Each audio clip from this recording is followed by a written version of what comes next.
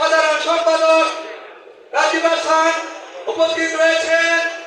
যুবদল কেন্দ্রীয় নির্বাহী সংসদের সংগ্রামী সিনিয়র সহসভাপতি রেজাউল করিম পল, সাংগঠনিক সম্পাদক কামরুজ্জামান দুলাল ভাই সহ ছাত্রদল স্বেচ্ছাসেবক কেন্দ্রীয় নেতৃবৃন্দ, সম্মানিত সিলেট জেলা এবং মহানগরের এবং 18টি ইউনিট এবং 42টি ওয়ার্ডের স্বেচ্ছাসেবক দল, ছাত্রদল, যুবদলের নেতৃবৃন্দ, বক্তব্যের শুরুতে বাংলাদেশ জাতীয়তাবাদী যুবদল সিলেট জেলা শাখার পক্ষ থেকে সংগ্রামী শুভেচ্ছা বিপ্লবী অভিনন্দন জানাচ্ছি।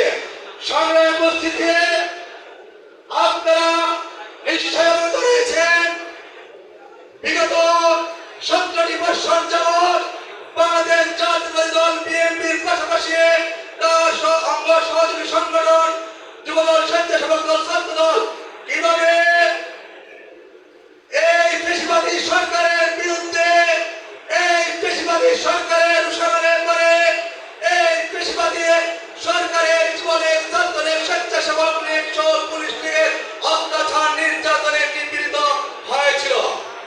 আমরা যারা আজকে এখানে উপস্থিত রয়েছে, যুবদল, ছাত্রদল, স্বেচ্ছাসেবক দলের তৃণমূল নেতা কর্মীরা প্রত্যেকেই বিগত 17টি বছর যাবৎ এই পেশিবাদী সরকারের বিরুদ্ধে দেশ নায়ক তারেক রহমানের নির্দেশে আন্দোলন সংগ্রাম করতে গিয়ে মামলার শিকার হয়েছে।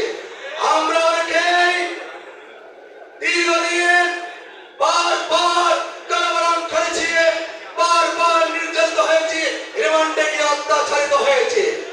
এবং আমাদের এই সিলেটের শেরপুরের ইলিয়াস আলী, ছাত্রদলের ইফতেখার আহমদ দিনার, জুনেদ আনসার আলী সহ সারা বাংলাদেশে নিয়ে ওনারাও এই পেশিবাদী সরকারের উস্কানি করে গুম নামক কারাগারে বন্দী রয়েছে।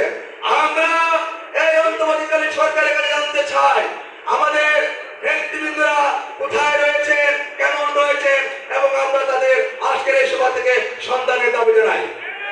সংগ্রামী উপস্থিতি, এই খুনি হাসিনা পালিয়ে যাওয়ার পর আপনারা প্রত্যেকেই দেখেছেন একটি চক্র ষড়যন্ত্র করে বিভিন্ন জায়গায় বিভিন্ন ধরনের অপকর্ম করে যাচ্ছে এবং কিছু অনুপ্রবেশকারীরা অনেকাংশেই বিভিন্ন ধরনের অনৈতিক কার্যক্রমের জড়িত থেকে আমাদের জাতীয়তাবাদী পরিবারকে দূষণে ফেরার পায়তারায় লিপ্ত রয়েছে।